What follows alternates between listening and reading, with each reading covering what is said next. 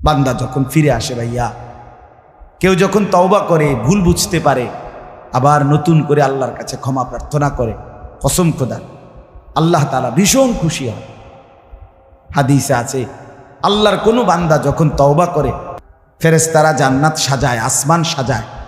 ফেরেশতারা ডেকে বলে, রব্বুল আলামিন কি হলো যে কারণে আসমান সাজাইলেন, জান্নাত সাজাইলেন?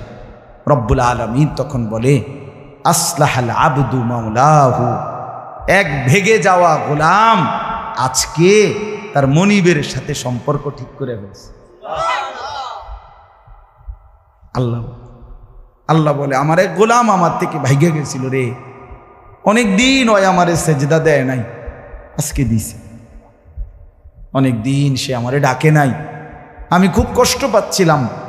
আমার বান্দা আমার হাতে গড়া, আমার দেওয়া নাক, চোখ, কান, আমার দেওয়া জবান, আমার দেওয়া জিহ্বা, আমার গড়া বান্দা আমারে ভুলে আমার থেকে ছুটে গেছে।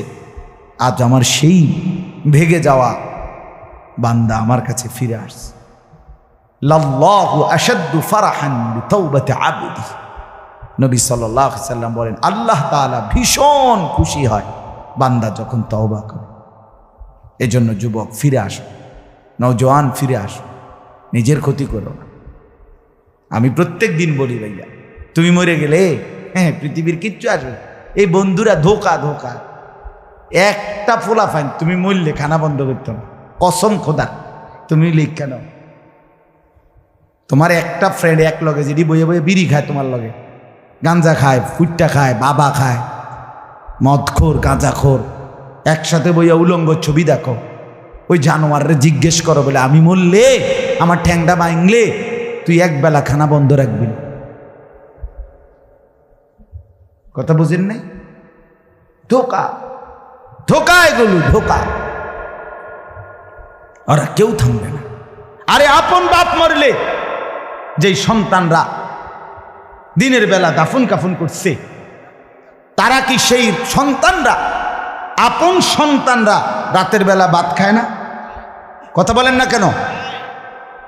পাশের ঘর থেকে খানা রাইন্দা ইয়ে আরো বেশি খায়, আরো একটু গোস্ত লাও, যেই কান্দাটা তুমি কাঁদছো আজগা। কি ভাইয়া? তাইলে তাহলে আপন বাপ, তারপরেও তো সন্তান খানা খাইতেছে, তোমার লেগে কাঁদবে কে? এর জন্য পৃথিবী আমাদের কারো জন্য থামবে না ভাইয়া, থামবে না।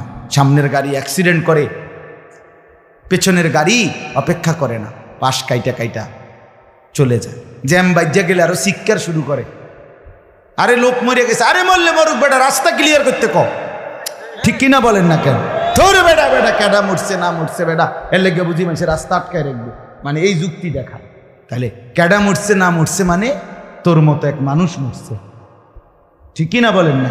তোর মতো এক সুস্থ সবল মানুষ মরছে বেটা, যে একটু আগে হাত নাড়তো, পা নাড়তো, সেই মানুষটা এখন রক্তে ভাসতেছে বেটা। পাত্তাও নাই, কিসের সময় কাম, কার হাতে সময়? সবাই মেশিনের মতো, যন্ত্রের মতো দৌড়াইতেছে। রাস্তায় দেখেন না সিএনজি, অটো কি করে সবাই, কারো হাতে সময় নেই। ঠিক কিনা বলেন? কে কাকে ঠেলিয়া যাবে, কারো হাতে সময় নেই। কে কার জন্য থামবে? এই জন্য তুমি নষ্ট হয়ে গেলে বন্ধু, কেউ তোমারে ফিরাবার নাই। তোমার জন্য ভাববে কেউ, ডাকবে কেউ, কাঁদবে কেউ নাই। আরে আপন মা বাপের তো খবর নাই এখন। আপন বাপ সাইয়া রইছে, দেখে তার ফুতে আজকে 6 বছর 9 বছর এক ওয়াক্ত নামাজ পড়ে না, এবড়া বয়ে বয়ে বিড়ি খায়, বন খায়, চা দিয়া ভিজাইয়া খায়। এবারটার মাইছ না চাইতাম নামাজটা, পড়লে পড়ছে, না পড়লে রাতের ব্যাপার। বাবুরে টেহা দনে দিছে, টাকা দিলে খালাস।